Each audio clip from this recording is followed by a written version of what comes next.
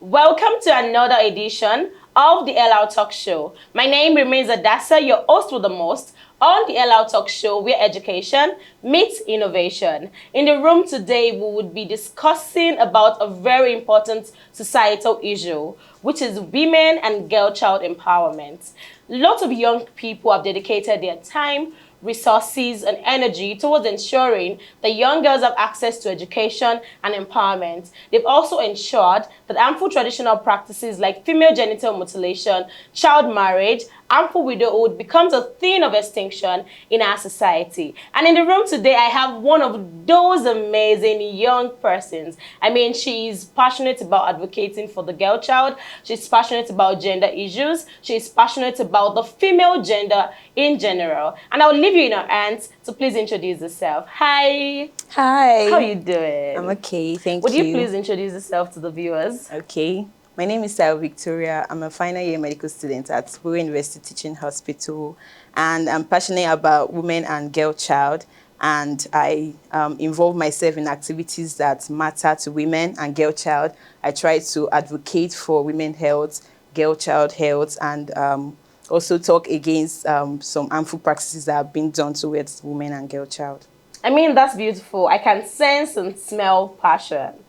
We're both females, and I like the fact that we can relate to those issues. Yes. Either one way or the other, we've been victims of, discrimination or bias in the society just because we are females. And even if we cannot relate to some of those things that young girls go through in hard-to-reach communities, we've seen them, we've worked in the field, we've advocated for them, and we've had a first-hand experience of what these girls go through. And this is where we'll be starting our conversations today. So I'd like to ask you, what are the key challenges that women and girls face in today's society?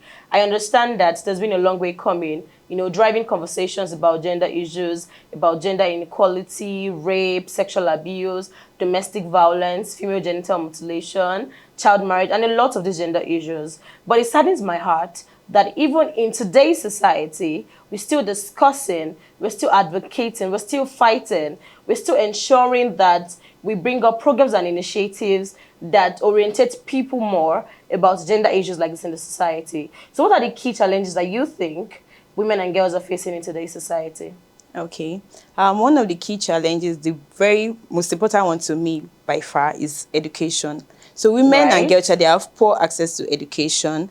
And then aside that, for a girl child, which is our focus today mainly, they also go through gender-based violence by the other partner or abuse. Then there is also difficult in accessing healthcare services. That one also is part. And then aside this, women and girl child, they go through some form of, discrimination in terms of being seen as a weaker vessel. Like they cannot take some important positions. Just because they're females. Yeah, just because they are females. That like males would do better at some point. And then they have limited opportunities due to these reasons. And then also early child marriage, which is very rampant in Nigeria today, especially in the northern part of Nigeria, where girls are given out to marry at a very young age. They marry older men, and then they get pregnant at a very early age. So like teenage pregnancy, early childbearing, which disrupts their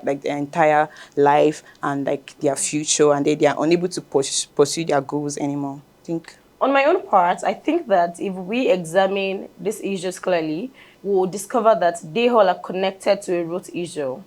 Rape is connected to violence. Yes. Child marriage is connected to sexual abuse. It's connected to teenage pregnancy. Because imagine a child that is just now 9-year-old, married off to a man of above 50 years, 40, 60.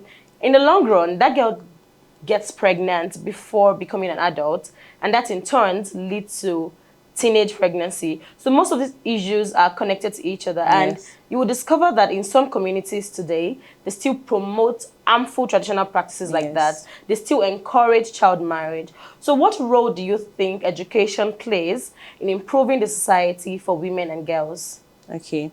So education is very important in that for women and girls, if they go to good schools, we're talking about quality education here. Yeah. So if they go to good schools, they are able to learn about basics of how to do things on their own, how to like fend from themselves. Yeah. Although particularly education alone is not really about the academic parts alone. Yes, we learn the academic parts, but then it's kinds of come with being independent, being able to do things on your own. It brings about this knowledge that they have, that they are in school, they are able to they have chances for the future because they're able to secure better things in life.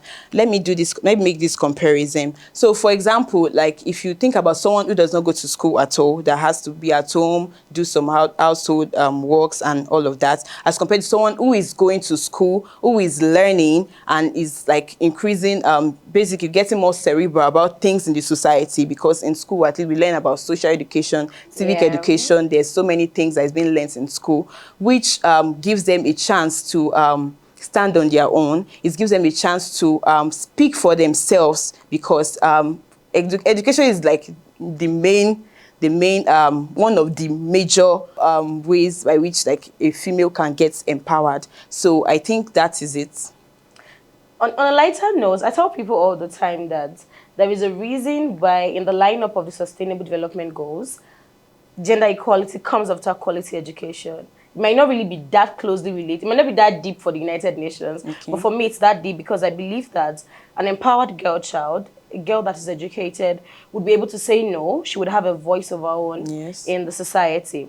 Now, I'd like to ask you, we all know that women really need to have a voice in shaping their environment. And when we take a closer look at women who are doing amazing things in the society, who are breaking barriers, who are breaking boundaries, who are changing stereotypes, we would observe that most of them are products of the right mentorship, yes, products of the right guidance from the right people. So what's your take on mentorship and creating a safe space for young girls? Okay.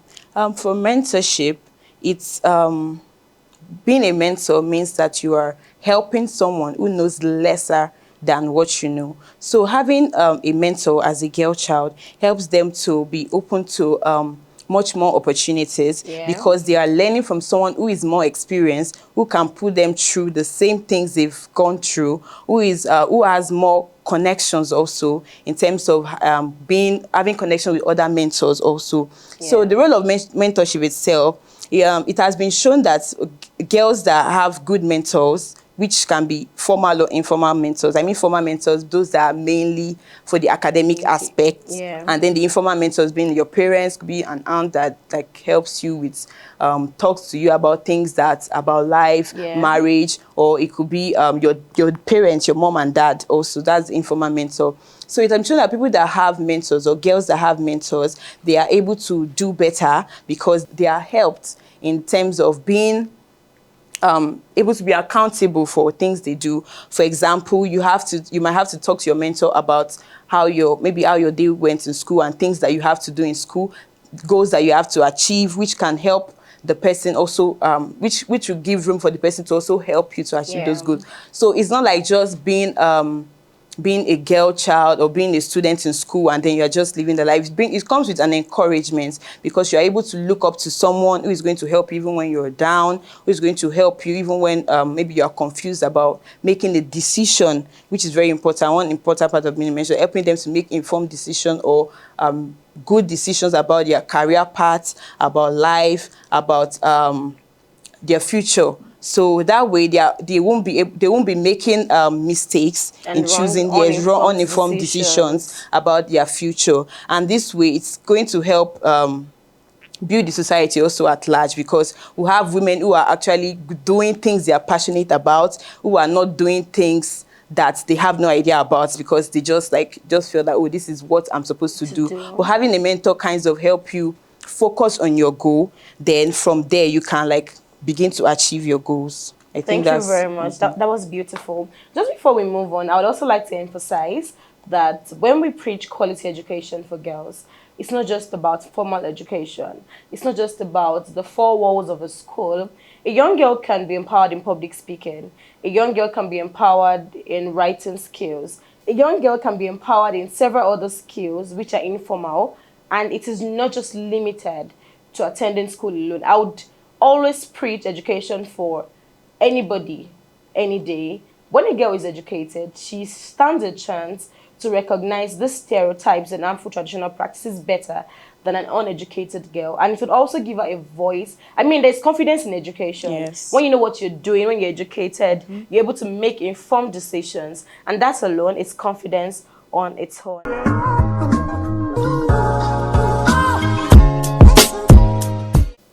Welcome back, Victoria. So I'd like to ask you, I understand that there are major stakeholders in the society who have roles to play in ensuring that women and girls have access to safer environments. So what role do you think the communities and government can play to ensure that women and girls are not marginalized? When I talk about communities, I mean religious leaders, traditional leaders, the parents, the teachers, the school. So what role do you think, or what sort of collaboration do you think should happen between the communities and the government? Okay. For women empowerment, for the government, they have to ensure that the laws that have been laid down are actually enforced. Yeah. Because there are many laws about for women and girl child. There's something called the Child Right Act that has been brought to Nigeria, I think, like 20 years ago.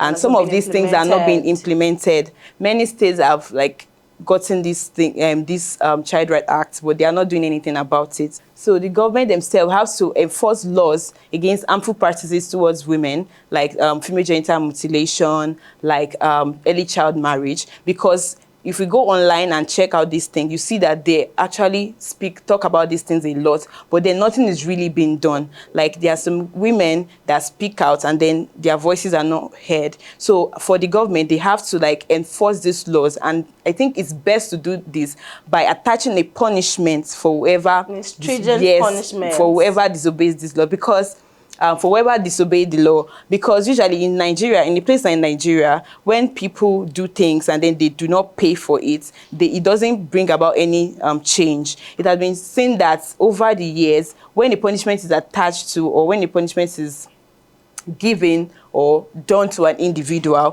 who disobeys the law and has to pay like maybe a very huge fine, it might go a long way in kind of stopping some of these things. Then for the religious leaders, the community, which includes the community leaders, parents themselves, they have very important roles to play.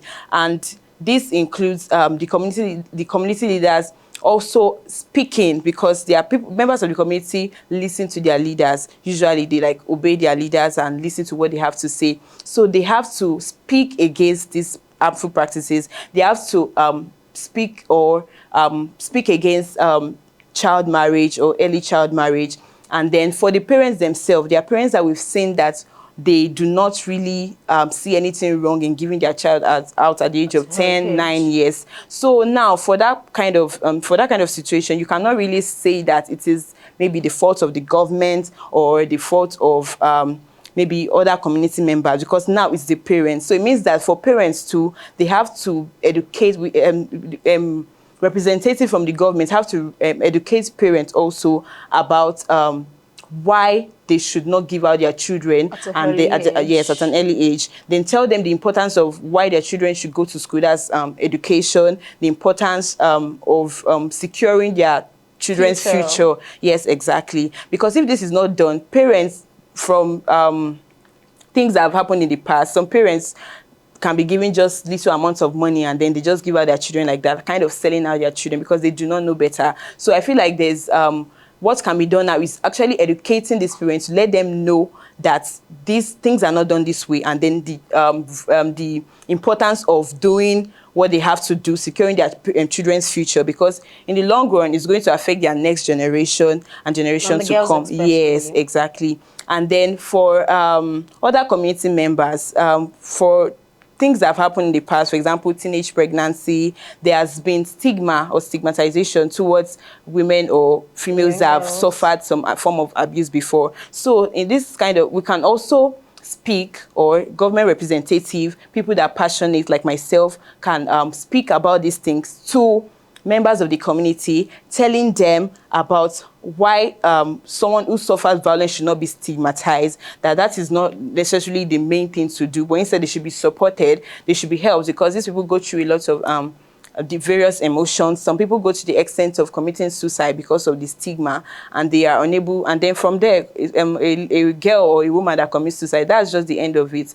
So that kind of thing. So that can also be Thank you done. very much. Yes. Then for the religious leaders themselves, in parts of northern Nigeria, for example, these people obey their religious leaders a lot. They listen to them. Whatever they say is like the final. And then these religious leaders, we've seen that they are also involved in giving out children at an early age for marriage, because they also do not know better. They feel like the tradition that has happened over the years should be followed. Like they do not see the need to actually change anything. So yes, something can be done by speaking to them, like educating them about why they not. In turn educate members of the community. Yes, and educating members of the community about this early child marriage or sexual practices that are being done towards women. But for in situations when it gets to the extreme, when even after everything has been done, these people do not stop, then I feel like then the governments can come in by actually maybe putting laws against these things, even maybe arresting these people, because it might look like it's to the extreme, but then in the end, if one person is not punished for something, the others are unable to learn. So I feel like it can come to the extent that someone has to go behind bars for a few years, just like to serve as for other people to watch and see. So that way people might kind of sit back and know that these things are actually really serious thing. That would also help. Thank you very much. That's beautiful. I mean, you said it all. And in summary, you just said we should really stop talking. We should show workings. Yes, we should yes. stop talking. Because I see that over the years, organizations have talked, initiatives have talked, individuals have talked. Now we really need to start doing the real work. Yeah. We need to start putting people behind the bars for disobeying. And I also discovered that some of these laws are bound, and most people do not even know. For FGM, I think in some states, anyone caught aiding the practice or anyone caught doing the practice on a young girl or on a woman risks 4 years of jail imprisonment. Some people do not know, and in some states, they do not take it serious. Yes. That is to tell you the reason we still have these practices being done in several states in Nigeria. As a medical doctor or a medical doctor to be, I mean, in a few months, I would like to ask you about this very important question. How do you think access to quality healthcare for women and girls can be improved? I mean, when I talk about quality healthcare, I also mean access to sexual reproductive health and rights. I also mean access to tests like the pap smear test. So do you think the pap smear test, tests like that, do you think they should be free? As for me, I think they should be free because we have women in marginalized and hard-to-reach communities who earn way below the minimum wage and would not be able to afford a test like that. And most times they live with this illness and suffer to death at times. Yes. So how do you think we can improve quality access to healthcare for women and girls? Okay. To improve quality access to healthcare, it begins from, I believe it begins from removing or reducing stigmatization. Because if you think about some of these things, sometimes the girl child themselves are unable to go by themselves because of societal stigma. Yes. For example, like you mentioned, for a case of contraception, for example, there are some laws that are against selling contraception to a minor, but then there are some places where you can actually get them. But these people feel like when they walk into those places, they are going to be looked at in a kind of way, and then they feel like people are going to talk about them, and then news spread so fast, and then they are unable to really access these things.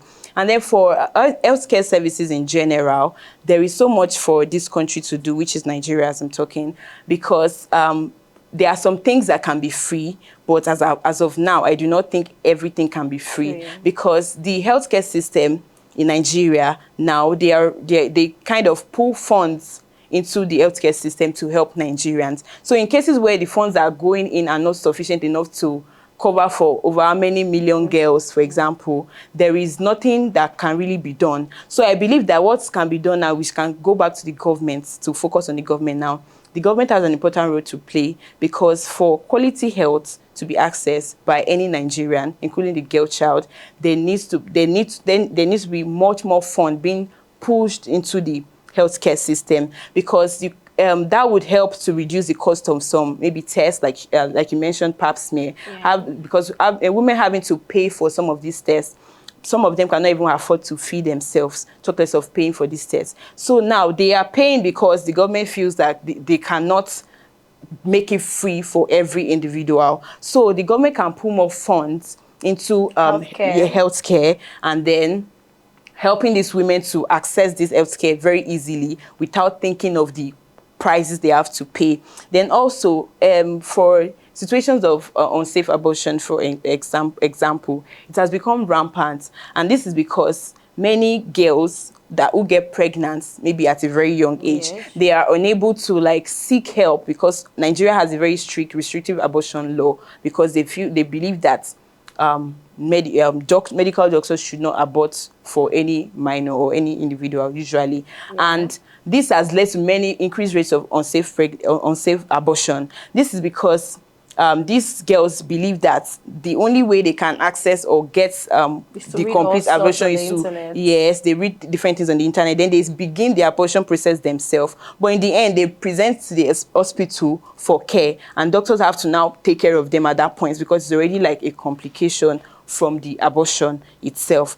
Then also, for a place like rural area, because I'm presently at Ejigbo, Osun State, for my rural community medicine posting. We've gone for many postings where we have to go to healthcare facilities to ask them about the things that they have in the facility. What services do they provide to the people there? We realized that some of these healthcare service, they don't have an ambulance. Some of them don't have some basic drugs that is needed for easy access of these drugs for a girl child. And when you ask them, they still mention that, what does the government give us? So in the end, it keeps going back and forth to the government, because usually these people only provide the basics based on the amount that is given to the healthcare facility.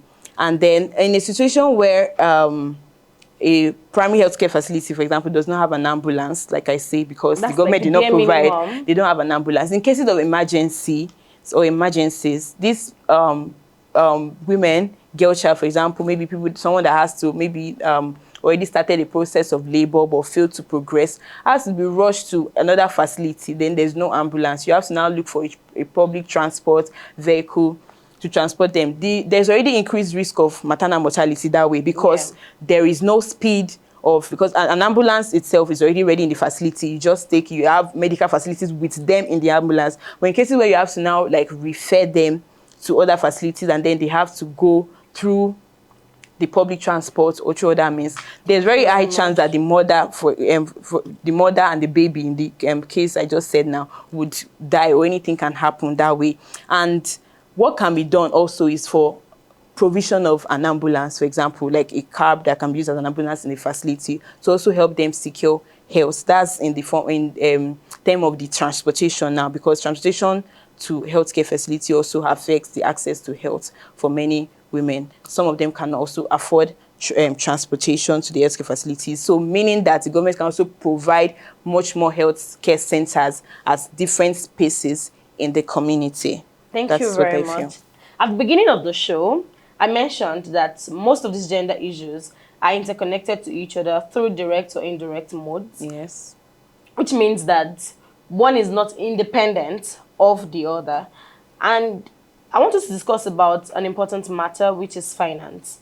I believe so much that a financially empowered woman would not stay in an abusive marriage. A financially empowered woman would get educated to any desired length. A financially empowered woman would have a voice. She would be able to speak up because she has the money to pursue any level of empowerment that she desires for herself. So how do you think women can have access to the same work opportunities as the other gender? How do you also think that we can eradicate the mentality of, can we give her that role because she's a female? Okay, most people think that because we are preaching gender equality, gender equity, they just think that we can just put females. We just want to include females. Let's include them so that they think we're pursuing gender equality? How do we promote that? We have females who also deserve these things out of merit. We have females who are educated, intelligent. We have women breaking barriers. We have women who can design innovative and sustainable solutions to real life problems. So why give them the job or give them the role because they're females? Why not give it to them because of merit? So how do we eradicate that mindset from the hearts of people? And then we'll call the show a wrap. So for finances now, for a woman to not be seen as though they are just given a position because they do not want people to talk about maybe the organization, about how only men are taking roles, just to like kind of, you know, satisfy people's, you know, whatever people want to say, let them not talk too much, that we only give men the higher positions here and all of that. So what I would say is that now, I really love that women are really making waves, and it's really something that is very incredible. So I can see that now, these days, women are doing so much better. They are, yes, they are studying more, improving their education, studying way beyond like what is expected, just to become a better version of themselves. And I believe that these people deserve to be placed in high rankings if they actually have studied that much, and if they worked on themselves that much also. So now what can be done exactly is that for screening processes where maybe for employment of staff, for example, where you have a man and then you have a woman somewhere, and then they have equal qualities, or maybe the woman has more qualities than the man. In a situation like that, a company may decide to actually hire the man. Why is that so? Some companies, for example, they believe that for a woman to earn this job, okay, she's qualified, she's capable to do this job, but then they think about the long run, that okay, this kind of woman in the future, she can get pregnant, then she take maternity leave for 6 months, and then we have to pay her for that 6 months, and then we have to now find someone to fill in the gap, and then they consider their pockets actually, because they believe that women at some points would excuse themselves, have to take a break from the whole job. So they feel that men should be placed there because men will most likely almost always be available, except maybe if they go for just some other minor things. Now, in situations like this, I think that the companies themselves, they can also help to improve their brand. What do I mean by improving their brand? If there's a company that puts women out there, that supports women, that speaks for women through maybe their employment opportunities that they give women, their the roles they give women to play, and they kind of do that to improve their brand that way. I feel that women should be seen as equals as men, because women are generally seen as weaker vessels or weaker people because maybe they are we are not as strong, and they just because they are women, they look at the physique like more like, oh, they don't do this, they don't do that, and then they are weaker people, and then they kind of deny us the important places that we should be in the society. So what I have to say about this specifically is that women should not stop fighting for themselves. When you believe that you earn something, maybe you're working in an organization for months and you know that you deserve a promotion, you can speak for it, you can ask for it, that oh, I know that I've been doing well, I've done all my parts, I've done better, I've improved our brand, I've done so much for this company, I believe that I'm a perfect person for this job. Even if they have to go through testings to prove themselves that they are suitable for the job, I believe that it's worth it, because in some cases we don't know how whatever company they're working for might be. Some of them might honor that, but I believe that women should not stop fighting, because we can speak for it. Sometimes it's just women not speaking for whatever they want that actually happens. In situations when a woman deserves a promotion and she knows in her mind, but then she's not saying anything about it, and then they keep promoting maybe another man aside, that just keep promoting them. If she stands up for herself and just one day just maybe goes to the right person that is in charge of promotion, talks to them, and then says that this and this, based on this and these are my qualifications, I've worked for this company, I have this and that, and then that way she's also putting a picture in their mind that, oh, these people actually want to do more, they want to do more, they want to do much better, they want this promotion. But if a woman also does not speak in that sense, they might not know and just kind of follow the tide and just follow the tide and then stay in that position. So I believe that women can stand up for themselves, which is not something that is bad. It is something that actually should be promoted. Yeah. Just voice out, say what you think. Just say what you think. I believe that I'm capable for this position. I believe that I deserve a promotion. I believe that I deserve a better place in this company based on these qualifications. Thank you You very should much. check it. And I think that would... It has really been an amazing time on the show today with Taiwo Victoria.